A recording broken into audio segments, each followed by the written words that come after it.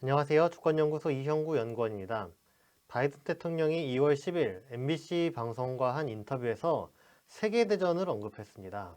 뭐라고 했냐면은 미국과 러시아가 싸우면 그건 세계대전이다 이러면서 미국 시민들은 우크라이나에서 당장 떠나라 이렇게 이야기를 했어요. 언론 보도에 따르면 바이든은 유럽 정상들과의 회의에서도 러시아가 2월 16일에 우크라이나를 침공할 거라고 말하기까지 했다고 합니다. 언론 보도에 따르면 바이든은 유럽 정상들과의 회의에서도 러시아가 2월 16일에 우크라이나를 침공할 거다 이렇게 말하기까지 했다고 합니다. 그런데 2월 16일은 이미 지났죠. 하지만 전쟁은 일어나지 않았습니다. 보통 여러분들 생각해 보시면 일반적으로는 전쟁 나기 직전에 대통령이 뭐라고 합니까? 야, 이번에 전쟁 일어난다. 전쟁 일어나면 세계대전이다. 이렇게 이야기를 합니까? 아니에요. 보통은 전쟁이 일어나면 안 된다. 전쟁을 막아야 한다. 우리는 전쟁을 바라지 않는다. 이런 이야기를 합니다. 러시아의 푸틴 대통령도 2월 16일에 우리가 전쟁을 원하느냐? 당연히 아닙니다. 이러면서 협상을 잘하자고 이야기를 했거든요. 미국도 북한에 대해서는 북한이 극초음속 미사일을 발사했을 때 싸우자고 하지 않았습니다. 대화하자고 했죠. 그러니까 미국이 우크라이나에서만 이런 식으로 야, 곧 전쟁이 일어날 거다. 이런 식으로 위기감을 부추기고 있습니다. 이러다 보니까 우크라이나 대통령이 야, 그런 말 좀 그만해라. 너 때문에 진짜 전쟁 나겠다. 전쟁 위기 고조돼서 우크라이나 경제가 지금 너무 안 좋다. 이렇게 불만을 토로하기까지 했습니다. 그런데도 미국은 전쟁 위기를 부추기는 행보를 계속하고 있습니다. 바이든 정부가 러시아 군의 움직임과 우크라이나 침공 계획 이런 것들을 실시간으로 소개하고 있대요. 그리고 블룸버그 통신이라는 곳에서는 홈페이지 메인 화면에 러시아가 우크라이나를 침공했다라는 속보를 30분 동안 띄우기도 했다고 합니다. 블룸버그는 실수였다고 이야기를 하는데 아니 사실 이쯤 되는 대형 언론사가 메인 화면에 뭔가를 잘못 올렸어. 이걸 30분 동안이나 모르고 방치해뒀다는 게 말이 됩니까? 잘 납득이 가지 않죠. 그러니까 야 이건 의도적이다 라고 볼 수밖에 없는 거예요. 그러면은 미국이 이런 걸 왜 의도적으로 하냐? 혹시 미국은 전쟁이 나길 바라고 전쟁 위기를 일부러 고조시키는 게 아니냐라는 생각을 하게 됩니다. 미국이 전쟁을 만약에 부추긴다면 왜일까요? 바로 미국한테 전쟁이 절실히 필요하기 때문이죠. 그러면은 미국 상황이 어떻길래 전쟁을 필요로 합니까? 바로 2022년 올해 미국 자본주의, 세계 자본주의가 대파국을 눈앞에 두고 있다라는 전망이 횡행합니다. 사실 2022년에 미국 경제가 파국을 맞을 거다라는 거는 웬만한 사람들은 다 예상하고 있었던 일이었습니다. 여기서는 두 명이 한 발언을 소개를 했는데 금융회사 이제 회장과 하버드대 교수 이런 사람들이 야 이제 역대급 경제 파국이 온다 이렇게 이야기를 하고 있는 거예요. 한국에서도 작년에 새로 금융감독원장이 취임을 했는데 새 금융감독원장이 취임사에서 곧 경제 파국이 올 수 있다 이렇게 이야기를 했습니다. 이게 공공연한 사실인 거죠. 그 시점도 2022년 2분기나 하반기에는 올 거다라고 예상이 되고 있습니다. 여기서 미국 경제가 왜 파국을 맞는다는 건지 이야기를 좀 하려고 해요. 왜냐면 지금 뉴스 보면은 미국 경제가 실업률도 낮고 경제 성장률도 높고 그래서 호황이다라는 이야기도 있어요. 근데 왜 지금 우리는 경제 위기다라고 하느냐를 볼 필요가 있는 거죠. 거슬러 올라가면은 2008년에 미국발 세계 경제 위기가 있었습니다. 미국의 부동산 거품이 꺼지면서 세계 경제 위기가 촉발된 건데요. 그 시작이 바로 이거였죠. 리만 브라더스의 파산이었습니다. 리만 브라더스라는 회사가 진 빚만 700조 원이었어요. 700조 원. 그러니까 이거를 우리나라 은행에서 이 리만 브라더스를 인수하려고 했었다는 거 아닙니까? 만약에 인수했으면은 엄청나게 우리나라 경제가 거덜났겠죠. 그러니까 다행히 인수를 하지 않았습니다. 이때 금융위기가 오니까 미국 정부가 이걸 극복하겠다고 4조 달러 정도를 풀었어요. 양적 완화를 한 거죠. 근데 이 금융위기의 여파가 채 가시기 전에 2020년에 코로나 사태가 터졌습니다. 그래서 미국이 4조 달러를 더 풀었어요. 자료를 보시면은 미국의 연방준비제도의 자산이 2008년 이후에 껑충 뜁니다. 지금은 2008년도에 5배가 됐어요. 얼핏 봐도 이게 뭐가 문제가 있는데? 이러면 심각한 부작용이 생길 수 있겠는데? 라는 생각이 들죠. 정상이 아니잖아요. 그러니까 달러가 늘어난다고 했을 때도 경제 성장을 해서 자연스럽게 물건도 많아지고 그만큼 화폐의 양도 늘고 하는 거는 자연스러운 일인데, 그런 게 아니라 지금은 인위적으로 달러를 공급을 했습니다. 그러니까 이런 비정상적인 조치를 했으면 어디선가 문제가 생기기 마련이겠죠. 어떤 문제가 생깁니까? 대표적인 부작용이 바로 이 불평등, 부익부 빈익빈 문제입니다. 언뜻 보기에는 코로나 사태를 겪으면서 모든 사람들이 다들 힘들어졌을 거라고 생각하잖아요. 하지만 부자들은 더욱 부자가 됐습니다. 모두가 힘들어진 건 아니에요. 통계를 보면은 2020년부터 2021년 말까지 세계적으로 1억 6천만 명이 빈곤층으로 전락했다고 합니다. 그런데 같은 기간에 억만장자가 얼마나 많이 늘어났냐면 26시간마다 한 명꼴로 새로운 억만장자가 생겼다고 합니다. 그러니까 코로나 이 상황이 모두 다 이제 나빠지는 게 아니라 어느 한쪽은 돈을 버는 사람들이 수없이 많이 생기는 구조였다는 거예요. 왜 부익부 빈익빈이 극심해지냐면 미국의 경기를 부양하기 위해서 돈을 공급하지 않습니까? 그게 국민한테 직접 혜택이 돌아가는 구조가 아닙니다. 돈이 은행한테 들어가요. 그럼 은행이 그 돈을 가지고 가만히 있으면 할 게 없잖아요. 그러니까 그거를 대출을 해주면서 이제 굴리는 겁니다. 그렇게 해서 일반인한테까지 돈이 공급이 된다라는 논리인데, 근데 좀 이상하지 않습니까? 이게 생각대로 잘 작동하는 게 아닙니다. 왜냐면은 은행 입장에서 보면은 어떻게 됩니까? 경제가 어려워졌을 때, 경제 위기를 겪었을 때 정말 돈이 절실히 필요한 사람은 누구입니까? 서민이나 소상공인, 중소기업 이런 사람들이에요. 이 사람들은 경제 위기가 오면은 거의 죽기 직전의 상태로 내몰립니다. 그럼 이 사람들한테 돈이 왜 필요하냐면 경기가 안 좋을 때는 어떻게든 버티고 경기가 좋아지면은 그때 다시 돈을 벌어서 대출을 받았던 걸 갚으면서 살아가는 거 아니에요. 그러니까 경기가 안 좋아서 중소기업의 상품이 잘 안 팔려. 근데 경기만 좋으면 잘 될 거야. 라는 희망을 갖기 위해서 돈이 필요한 거 아닙니까? 왜냐면 지금 당장에 수급할 수 있는 돈이 없으면은 직원들 월급도 못 주고 하다 보면은 당장 문을 닫아야 되는 거죠. 그래서 대출을 받아서 직원들 월급도 일단 지급을 하고 이렇게 버텨야 되는데, 은행 입장에서 보면은 이게 다른 거예요. 왜냐면 이 사람들은 돈을 못 갚을 수도 있는 위험 부담이 큰 사람들이잖아요. 실제 죽느냐 마느냐 하는 사람들이기 때문에. 그러니까 은행들이 이 사람들에게 돈을 주지 않습니다. 그럼 돈이 어디로 갑니까? 안정적인 대기업한테 가는 거죠. 그리고 만고불변의 자산, 부동산에 돈이 들어가고, 또 돈이 돈을 낳는 시장인 주식시장에 들어갑니다. 그래서 지금 미국 부동산 가격이 폭등을 하고 있어요. 2008년에 경제위기가 부동산 거품이 꺼져서 전 세계가 위기에 빠졌던 거였는데, 그때 부동산 가격보다 지금이 훨씬 높습니다. 엄청나게 거품이 낀 거죠. 2008년 이후에 엄청나게 올라가기 시작했는데 2020년을 기점으로는 아예 폭등하기 시작하는 게 그래프로도 보입니다. 그리고 미국의 주식 지표도 2020년부터 폭등을 했습니다. 이러니까 미국이 푼 돈이 서민 경제를 지탱해 주지 못하고 부익부 빈익빈 현상을 심화시키고 있는 겁니다. 블룸버그 통신에 따르면 2020년 6월에 있었던 전 세계 화폐량, 화폐의 수가 2008년에 전 세계 화폐의 수보다 2배라고 합니다. 그러니까 한 12년 정도 만에 화폐가 2배로 늘어난 거예요. 그래서 언제부터라고 해야 할지 모르겠지만 대충 2차 세계대전 이후라고 치면 2차 세계대전 이후부터 2008년까지 경제 성장이 막 돼가지고 세계 화폐가 막 늘어났는데 2008년부터 2020년까지 화폐량이 그만큼 늘어난 거예요.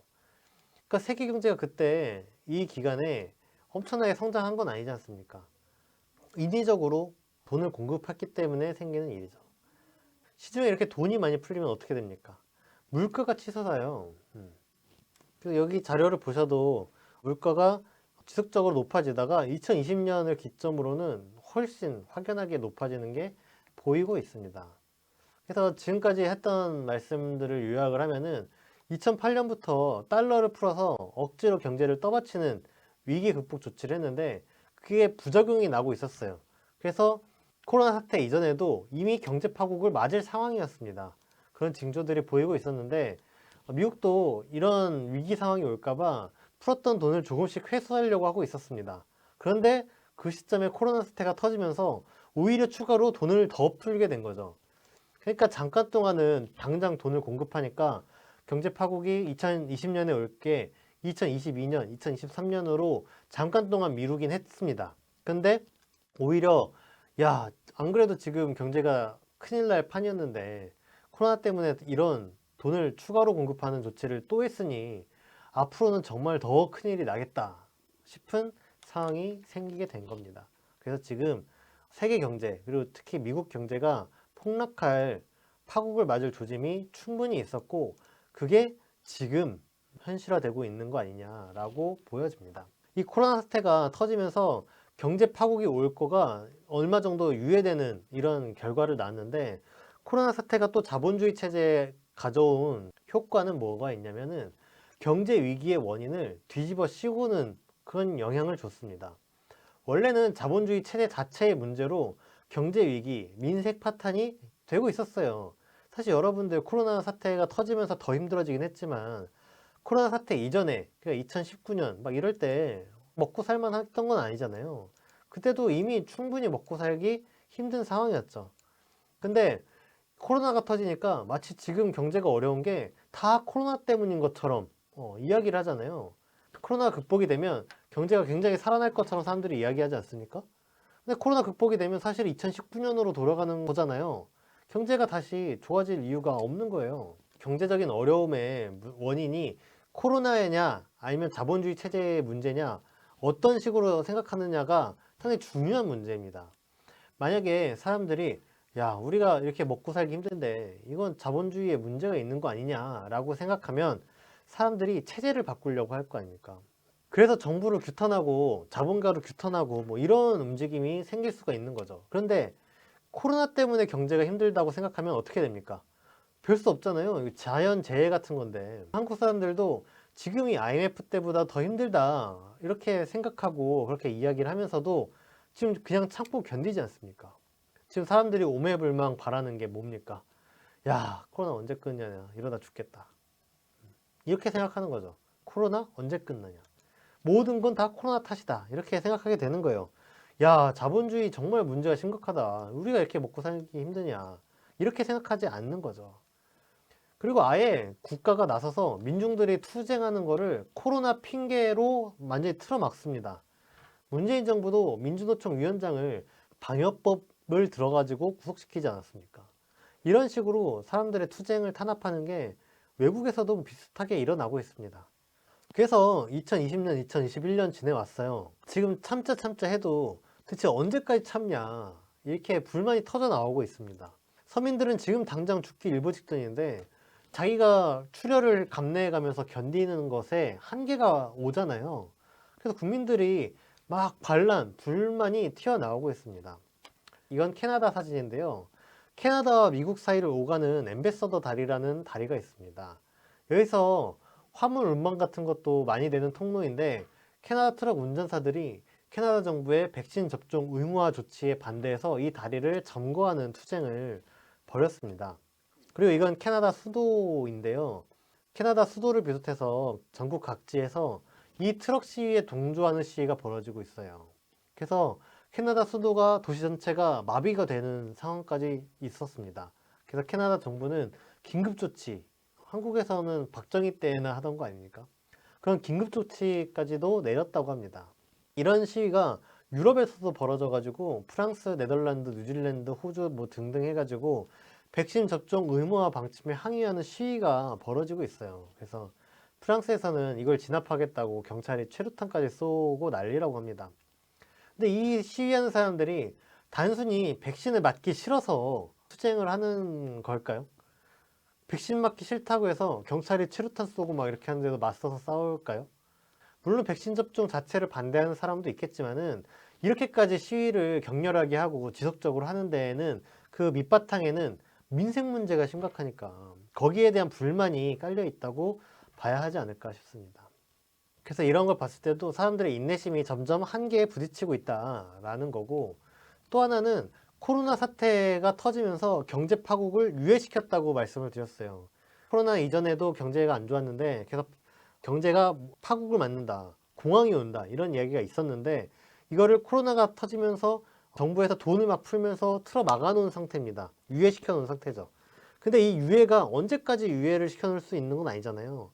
이 유예시켜 놓은 경제 파국도 점점 견디지 못하고 이제 현실화되고 있다라는 겁니다. 이 사진으로 보시는 거는 미국의 2월 7일자 사진입니다. 미국에서 물가가 빠르게 올라가고 있고 상점에는 보시는 것처럼 물건이 제대로 공급되지 않아 가지고 이렇게 텅텅 비고 있는 거예요. 식료품도 그렇고 생필품도 그렇고 재고가 없습니다. 미국에서는 지금 코로나가 너무 확산이 많이 돼 가지고 일할 사람이 없어서 일시적인 일이다. 미국 경제는 괜찮은데 그냥 지금 일할 사람이 없어서 지금 그런 거다라고 이야기를 하는데 꼭 그런 것만은 또 아닙니다. 왜냐면 이건 2021년 초 사진이거든요. 그러니까 이런 식으로 물품이 부족한 사태가 올해 초에만 생긴 게 아니라 작년 초반, 여름, 가을, 그리고 2020년 한 해 내내 계속됐어요. 그러니까 물론 2020년과 2021년 동안 2년 동안 물건이 없었다는 건 아닙니다. 근데 상황이 조금 뭐가 어떤 일이 생기면은 저는 이런 식으로 상점이 텅텅 비는 일이 종종 일어났다는 거예요. 통계를 봐도 이거는 소매점에서의 재고와 판매 비율입니다. 보시면은 2020년부터 1.1 정도로 떨어졌어요. 1.1이라는 거는 여유분이 10% 정도밖에 없다는 거죠. 근데 이건 모든 품목을 다 합친 통계인데요. 식료품으로 한정하면은 2020년 코로나 사태가 터진 뒤에 재고 대 판매 비율이 0.75가 안 됩니다. 재고가 더 적은데 그 적은 폭도 엄청나게 커졌어요. 이러니까 매점이 텅텅 비는 사태가 벌어지곤 하는 겁니다. 그러니까 미국이 지금 물건이 부족하고 이러는 게 오미크론이 너무 폭발적으로 확산해가지고 올해 1월에만 있었던 일이 아니라 2020년을 기점으로 내내 그랬다는 거예요. 미국 경제 자체가 망가졌다라는 것을 볼 수 있는 겁니다. 거기다 경제가 이렇게 안 좋은데 미중 무역 전쟁 때문에 중국 물품에 관세를 너무 많이 매겨놔서 이것도 물가 상승을 가중시키는 요인이 되고 있습니다. 이러다 보니까 미국 사회 전체가 파국으로 치닫고 있습니다. 미국 정치는 뭐 바이든 대통령의 지지율이 높게 나올 수가 있겠습니까? 역대 대통령 중에 지지율이 최저예요. 그러니까 올해 11월에 미국의 중간 선거가 있는데 여기서 민주당이 참패하고 바이든이 탄핵되는 거 아니냐 이야기하는 사람이 점점 늘어나고 있습니다.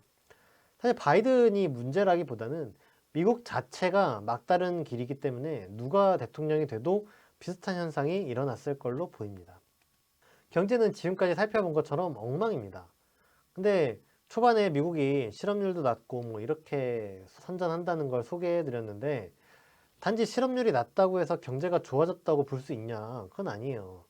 실업률 숫자로는 알 수 없는 현황을 봐야 됩니다. 예를 들어서 제가 일자리가 없어요. 근데 구직을 하려고 하는데 일이 잘 안 구해져. 이때 아무 소득도 없이 살 수는 없지 않습니까? 그래서 구직 중에 제가 배달업체 일일 알바를 하고 있었다고 쳐봅시다. 그럼 저는 실업자가 아니라 취직한 사람으로 통계에 들어가게 되는 거예요. 그러니까 실업률이 낮다고만 해서 모든 게 다 좋은 건 아니라는 겁니다. 이제 기사를 보면은 미국 일자리가 식당이나 마트에서 일하던 사람들이 음식 배달업, 택배 알바 이런 걸로 옮겨갔다고 하는 거예요.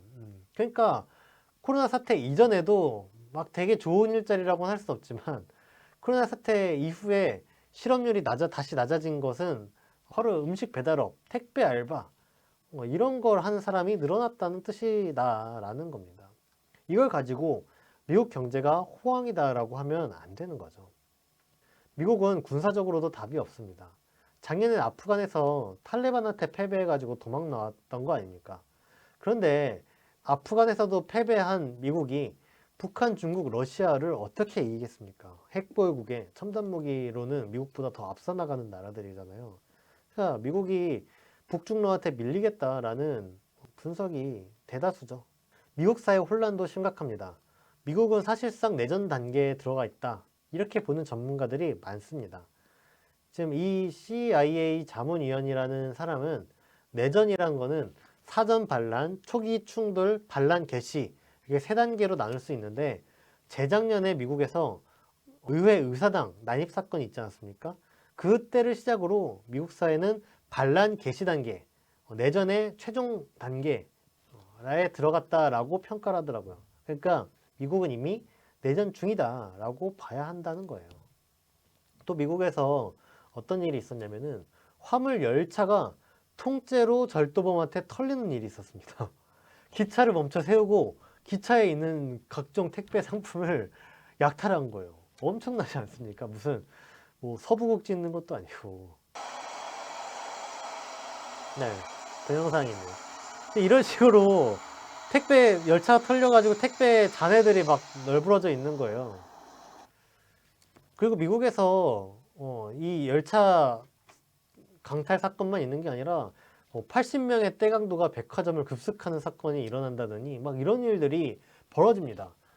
미국 약탈 이런 식으로 검색하면 기사가 여러 개 나와요. 어느 지역에서는 5시간 동안이나 이 상점 거리를 약탈하는 일이 벌어졌다고도 합니다. 미국 사회 전체가 엄청난 혼란에 빠져들고 있는 거다라는 겁니다.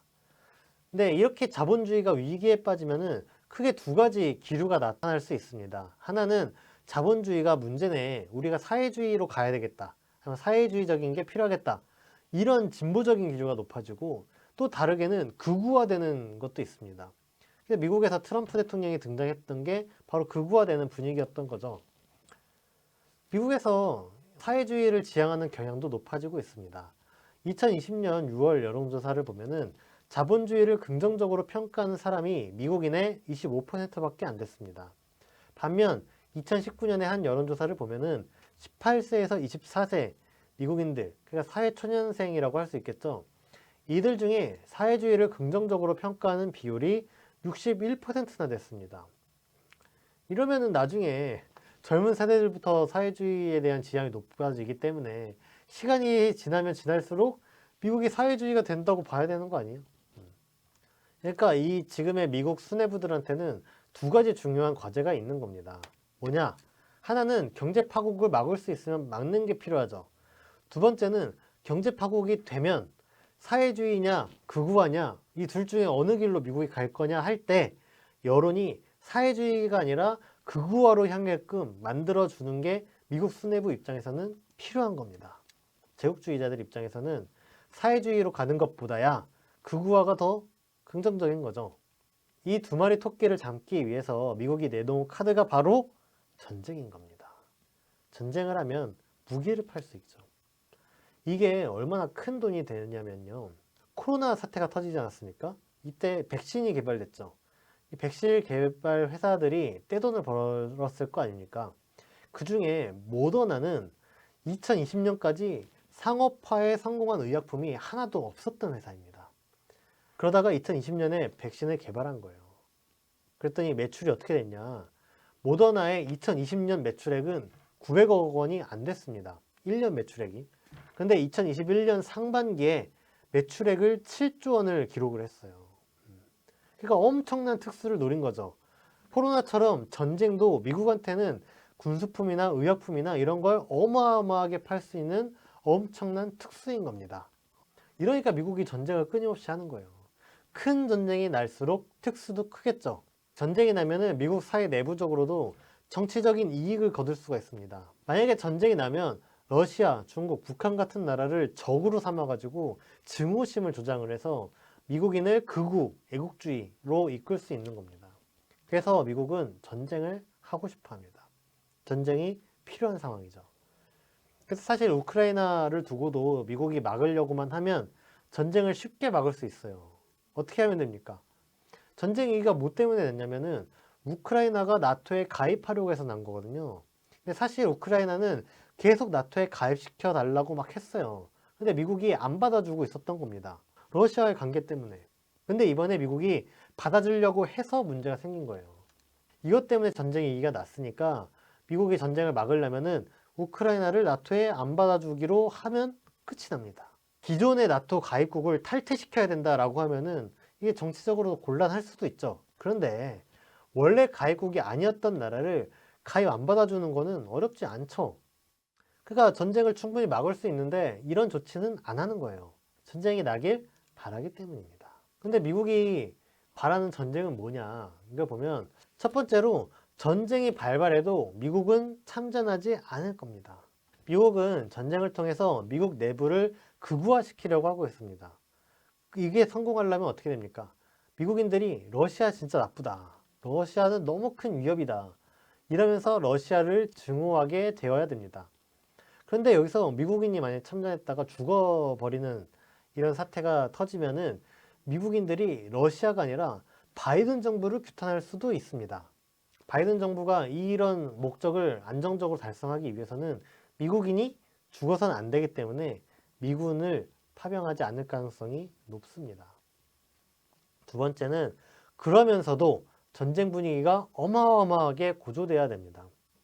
예를 들어서 오만 같은 데서 정부군과 반군이 내전이 막 벌어져도 세계 사람들이 별로 관심이 없잖아요.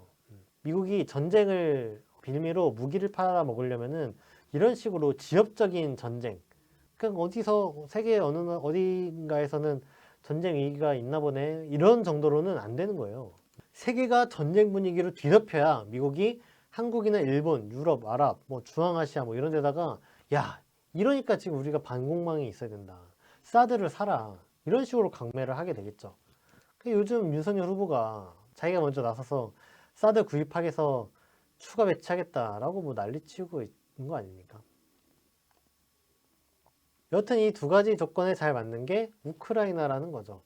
미국은 참전하지 않고 우크라이나가 러시아에게 일방적으로 당하는 모습을 전 세계에 대대적으로 보도를 하면은 그걸 가지고 러시아를 악마화해서 반 러시아 동맹을 만들고 이 동맹들한테 무기를 사라 라고 할 수가 있는 거죠. 그리고 이 러시아를 악마화해서 미국 내부에서는 옛날에 소련을 악마화했던 것처럼 러시아를 악마화를 해서 미국을 극우 분위기로 몰아가려고 하는 겁니다. 미국이 중국을 악마화하는데도 공을 들이고 있어요. 베이징 겨울올림픽 때도 한복이 어떠니 하면서 중국을 비이성적인 나쁜 나라로 매도하는 흐름이 있었는데 이것도 역시 한국인들을 반중으로 뭉치게 하려는 의도로 일부러 조장하는 거라고 볼 수가 있습니다. 근데 이 미국의 태도에서 확연히 갈라지는 건 뭐냐면 미국이 전쟁에 관련해서는 우크라이나에서는 당장 전쟁이 일어난다, 세계대전이다 이렇게 호들갑을 떨지만은 중국이나 대만에서 긴장이 고조되는 거에 대해서는 피할 수 없는 게 어딨냐 이런 식으로 대답을 하고 있습니다. 그러니까 이것만 봐더라도 미국이 대만에서의 전쟁은 바라지 않고 오로지 우크라이나에서만 전쟁이 터지길 바라는구나 라고 생각한다는 것을 알 수가 있습니다. 여기까지 해서 미국의 구상이었습니다. 근데 이 미국의 구상이 과연 그대로 흘러가게 되겠느냐 살펴보려고 합니다. 여기에 변수가 뭐가 있을까요? 이때 작용할 수 있는 변수 중에 가장 큰 변수는 아무래도 북한입니다. 북한이 1월에 미사일을 7차례나 쐈습니다. 이때 특이한 장면이 두 가지가 연출이 됐어요. 하나는 미국이 엄청 긴장 상태에 빠지더라는 겁니다. 극초음속 미사일을 발사했을 땐 이 미사일이 본토로 날아오른 줄 알고 미 서부 지역에 비행기 이륙 금지 명령을 내리기도 했습니다. 또 어떤 일이 있었냐면은 미 국무부가 미국의 최우선 과제는 북한의 미사일 발사다 이렇게 얘기를 했어요. 우크라이나나 대만이 아니었던 거죠. 또 여론조사를 해도 미국인들이 가장 위협을 느끼는 건 뭐냐? 역시 우크라이나도 아니고 대만도 아니고 북한 미사일 발사라는 거예요. 아니 그런데 우크라이나에서는 아예 전쟁이 일어나려고 하는데 무기를 개발하고 미사일 시험 발사를 하는 건 어느 나라나 하는 거거든요. 근데 전쟁이 일어나는 것보다 북한에서 미사일 발사 시험을 하는 게 더 위협적이라는 이상한 결과가 나오고 있는 거죠. 두 번째는 북한이 미사일을 쐈는데 미국은 대화를 자꾸 하자고 호소한다는 겁니다. 그래서 이 기사는 1월 31일에 백악관이 말한 건데 우리는 북한이 미사일을 쏠 때마다 대화를 했다라고 하더라고요. 북한이 미사일을 쏠 때마다 북한을 규탄했다도 아니고 북한을 군사적으로 응징하기 위해서 미국의 첨단 무기를 한반도 쪽에 전개했다 뭐 이런 것도 아니고 대화를 추진했다. 미사일을 발사할 때마다 대화를 추진했다고 하니까 이상한 말이죠. 미국 정치계 중에 가장 반북 강경 대응파인 볼턴도 중국이랑 북한 문제를 협의하는 게 불가능하겠지만 그게 대안이다 이렇게 얘기를 했어요. 이게 뭡니까? 불가능해도 그거밖에 답이 없다. 무조건 이렇게 해 가야 된다. 뭐 이런 식으로 얘기를 한 거예요. 이런 뉴스들을 보면 미국이 북한을 엄청 겁내하는구나 라는 거를 알 수가 있죠. 미국이 북한한테 유독 겁을 먹는 이유는 뭐 때문이냐면 첫 번째로 북한은 미 본토를 공격할 수 있기 때문입니다. 미국이 우크라이나 이런 데서 전쟁을 일으키려고 할 수 있는 이유는 미 본토는 공격받지 않는다라는 확신이 있기 때문이에요. 우크라이나에서 전쟁이 일어나면 러시아가 우크라이나를 공격하지 미 본토를 공격하는 건 아니죠.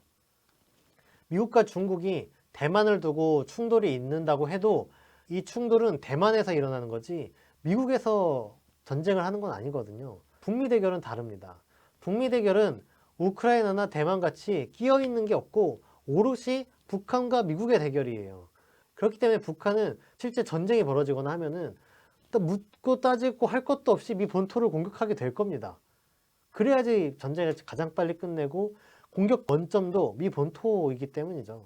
그러니까 미국이 야 중국과 러시아랑 싸우는 거는 그래도 할만하겠는데 북한은 미 본토를 공격할 거기 때문에 북미 전쟁만은 일어나면 안 된다라고 전전긍긍할 수밖에 없는 거예요. 또 설사 전쟁이 일어나는 것까지는 아니더라도 북미 대결이 격화되면은 그 끝에 주한미군이 철수하게 될 수도 있습니다. 북미 대결이 결정적인 충돌을 빚지 않으려면은 결국에 미국이 북한의 요구 조건을 들어줘야 될 거 아니에요. 근데 북한이 어떤 요구 조건을 내겠습니까? 북한의 안보를 가장 위협하고 있는 존재는 바로 코앞에 있는 주한미군이죠. 북미 대결을 안 하려면 가장 먼저 주한미군을 철수하라고 요구할 수밖에 없습니다. 그래서 이거를 미국이 거부하면 언젠가 북미 충돌이 벌어진다고 볼 수 있겠고, 아니면은 이 충돌을 막으려면 주한미군이 언젠가는 철수해야 된다라고 할 수 있습니다. 근데 이 주한미군이 철수되면은 그것도 미국한테 엄청난 타격입니다. 주한미군은 동북아 주요 전략 거점이에요. 주한미군이 철수하면은 미국의 동북아시아 전략이 파탄나게 됩니다. 후퇴하게 됩니다. 그리고 게다가 일본도 위험해지고 인도나 인도차이나 반도 이런 데도 다 북중러가 장악을 하게 될 수가 있습니다. 북중러 중심으로 결속하게 되는 건 거죠. 미국의 영향력이 작아지고. 그러니까 이거는 미국의 세계 지배 전략에서의 엄청난 후퇴이기 때문에 미국이 북한에 겁을 먹은 상태인 거예요. 미국 입장에서는 북한과 싸워 이길 수도 없고 그렇다고 북한의 요구 조건을 들어줄 수도 없는 상황입니다. 그렇기 때문에 미국이 가장 바라는 거는 현상 유지만 하길 바라고 있어요. 근데 지금까지 말한 이 상황을 거꾸로 미국 입장이 아니라 북한 입장에서 보면은 어떻게 보일까요? 첫 번째로 미국이 완전 바보로 보이겠죠. 북한 입장에서 미국은 어떻게 보입니까? 자신이랑 지금 못 싸우겠다라고 해가지고 꽁무니를 빼고 다니는 상대인 거예요. 이거는 완전히 다 잡아놓은 먹잇감 아닙니까? 등 돌리고 도망가는 적만큼 쉽고 만만한 게 없어요. 그리고 자기한테 쩔쩔매는 상대만큼 다루기 쉬운 상대가 없습니다. 그런데 보십시오. 북한한테 미국은 뭡니까? 철천지 원수예요. 북한에서 무슨 군중 집회를 하면은 철천지 원수인 미제한테 핏값을 받아내야 된다. 1000배, 수백 배로 받아내자. 뭐 이렇게 이야기를 하고 있습니다. 지금도 미국이 북미 대화를 하자고 하면서도 제재를 지속시키고 하고 있기 때문에 반미 감정이 극에 달하고 있는 상태입니다. 이렇게 반미 감정이 극에 달해 있는 때에 미국이 줄행랑을 치는 모습을 보이면은 북한 사람들이 야, 저거 불쌍하니까 한번 봐주자 라고 하는 게 아니라 야, 이때야말로 미국한테 한번 본때를 보여주겠다 라고 복수심을 터트릴 수가 있습니다. 게다가 지금 북한은 극초음속 미사일 개발에 성공하는 등 해가지고 미국을 군사기술적으로 압도하고 있다는 자신감에 충만한 상태입니다. 그래서 북한의 외무성이 2월 9일에 이런 발표를 했잖아요. 세계 여러 나라 중에 수소폭탄 ICBM 극초음속 미사일을 가진 나라는 세계에 몇 없다 라고 하면서 자신만만했어요. 수소폭탄과 ICBM 극초음속 미사일을 가진 나라는 미국도 아닙니다. 미국도 이 나라에 속하지 않아요. 극초음속 미사일을 갖고 있지 못하기 때문에. 그러니까 북한이 봤을 때 자기 힘이 미국보다 더 세다라고 생각하고 자신감이 넘쳐 있는데 북한이 주저할 이유가 없다라는 거죠. 여기서 더 한 게 뭡니까? 북한 입장에서는 지금이 100년, 200년 만에 나올까 말까 한 절호의 기회인 겁니다. 왜입니까? 지금 우크라이나에서 전쟁이 발발할 분위기죠.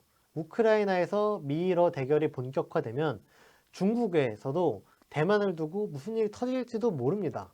왜냐면 미국이 우크라이나에 신경 쓰고 있는 상태이기 때문에 중국이 대만을 군사행동을 해도 미국이 도와주지 못할 거라고 볼 수 있는 거죠. 그래서 지금 미중 갈등 또한 첨예하게 고조되고 있는 상태이기 때문에 우크라이나 전쟁이 터지면 대만에서도 무슨 일이 있을 수 있다. 근데 여기에 중국과 러시아가 미국과 싸우고 있는 이때는 북한한테도 엄청난 기회라는 거예요. 북한도 이 기회를 놓치지 않겠죠. 우크라이나 전쟁이 발발하고 대만에서 미중 충돌이 벌어지면 이때 북한이 평택 미군 기지를 몇 월 며칠까지 비워라. 그러지 않으면 공격하겠다라고 통첩을 보낼 수도 있습니다. 그러면 미국이 중국이랑 싸우고 있지, 러시아랑 싸우고 있지 하는 와중에 북한까지도 상대하겠다라고 판단할 수 있겠습니까? 그러기 힘들겠죠. 그러니까 우크라이나 전쟁이 나면 북한이 대미 행동전에 나서서 승리하기에 매우 유리하고 매우 쉬운 환경이 됩니다. 반면에 미국은 전쟁이 나면 불리한 게 너무 많아요. 그러니까 북한한테는 지금이 천재일우의 기회인 겁니다. 또 북중러가 동시에 전쟁을 벌이면 어떻게 됩니까? 미국을 제압할 수 있겠죠. 그리고 북중러가 동시에 전쟁을 해서 미국을 제압하면 어떤 효과가 있겠습니까? 북중러 사회주의 반제자주 국가들 사이의 단결력이 엄청나게 높아지겠죠. 서로 힘을 합쳐서 공동 대응했더니 미국이라는 초강대국을 제압했다. 이 엄청난 효과를 맛보게 되면은 단결력이 공고해지지 않을 수가 없습니다. 그래서 이렇게 되면 원래는 애초에 미국은 우크라이나 전쟁을 발발시켜서 미국 내부를 극우화시키고 서방 진영 전체를 반러시아로 결속시키려고 했어요. 근데 실제로 전쟁이 발발하면은 미국의 의도와는 달리 북중러가 연대해서 미국을 제압하고 북중러 사이의 단결이 강화되는 식으로 전개가 될 겁니다. 상대적으로 서방 진영은 미국 중심의 단결력이 약해지고 와야 되겠죠. 그러니까 북한 입장에서 이런 상황을 이리 보나 저리 보나 미국을 제압할 절호의 기회라고 판단하게 될 거라는 겁니다. 이제 2월 하순으로 들어가고 있는데 어떤 일이 벌어질지 매우 큰 일이 벌어질 수 있겠다라는 생각이 듭니다. 그리고 이런 상황에서 한국 대선이 진행되고 있습니다. 참 생각해야 할 것, 그리고 계산해야 될 것, 미칠 영향 이런 것들이 많이 있을 거라고 생각이 듭니다. 오늘 아침 햇살은 여기까지입니다. 시청해주셔서 감사합니다.